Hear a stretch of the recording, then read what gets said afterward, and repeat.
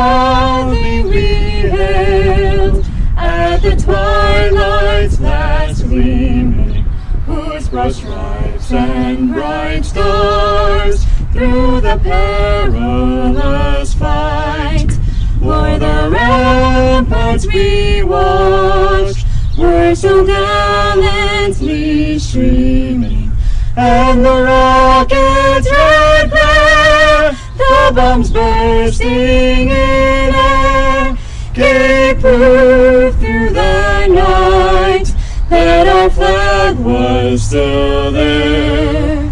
Oh, say does that star-spangled banner yet wave o'er the land of the free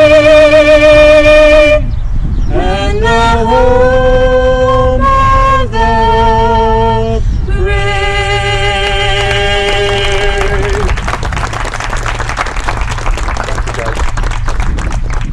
Once again, I want to thank everyone. Beautiful day. I don't think we could have asked for a better weather day. I travel the village a lot, just about every day, and I see Rick Lazio walking around. He brought his mother to bingo a couple of times, and when it came time to think about who to come today and speak, I thought, what would be perfect? You know, Rick Lazio has been a resident about 35 years, served us in the county legislature, and he's the only Brightwaters resident ever to serve in Congress, and we really appreciate his service, and just his presence in the village is a help. So at this time, I'd like to bring up Congressman Rick Lazio. Thank you, Mayor. Thank you so much. So I also want to add my thanks to the village board and to you, Mayor, for every year dedicating yourselves to helping us remember the people that helped make us free. And I want to again acknowledge all the veterans who are here and the spouses and families of veterans that have served our nation over the years. It's a great pleasure to be here, and it's been a great honor to have the support that you have given me to be able to serve in Congress and represent you. It's been a great privilege, so I thank you for that. But I've never served in the military. I've never had to come back with a lost limb or a lost eye. I've never had to see a buddy killed next to me. I've never had to struggle with PTSD when I came back.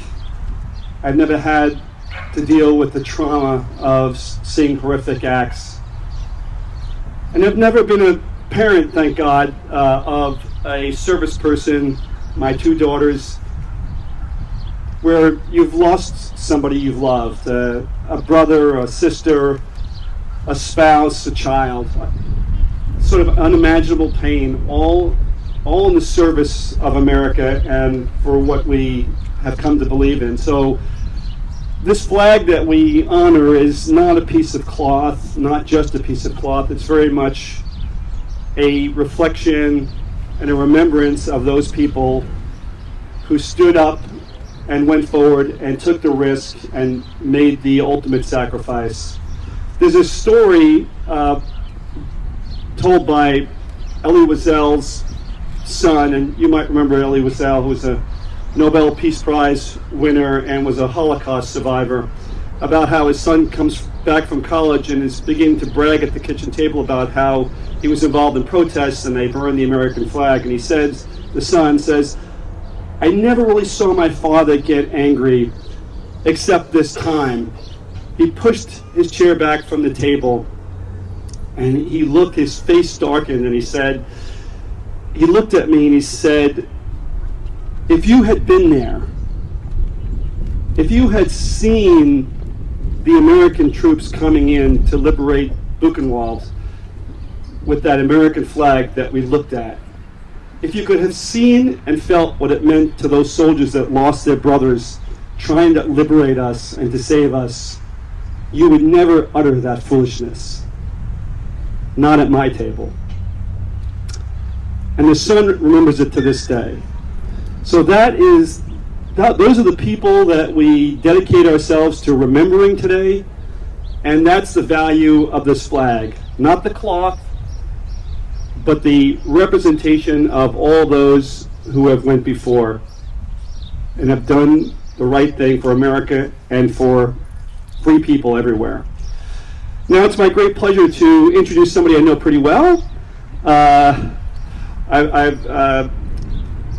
Sure, it's so hard to introduce somebody that has meant so much my whole life to me, my mom. 80 years ago, at a time when dark clouds were still circulating the world, my mom put her hand up to serve in the Navy. And things were not so certain back then. The Russians had just lost 2 million people on the Russian front to the Nazis. The Allied forces were losing in Anzio.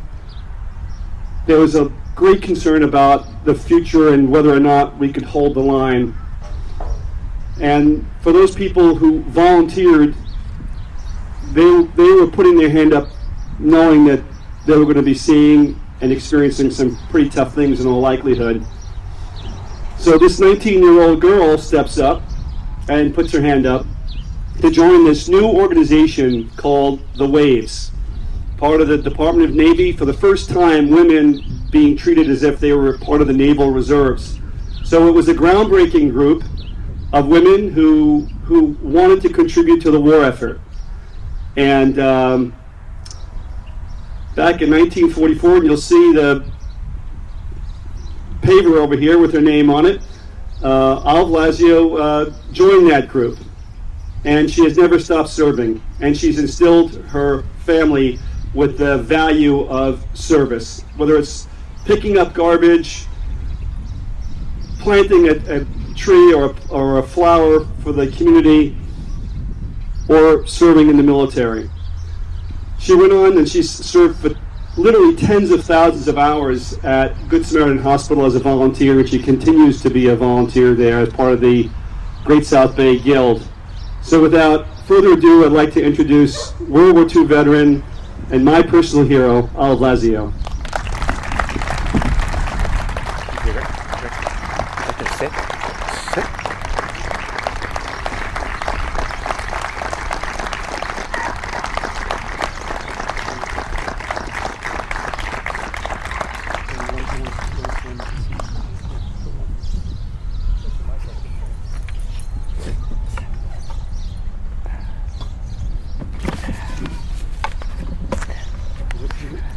Thank you, Mayor. Thank you, Mayor Valdini. On behalf of all the unsung women, noticed women who have worn our uniform, I salute you. Have a safe and happy Memorial Day, everyone.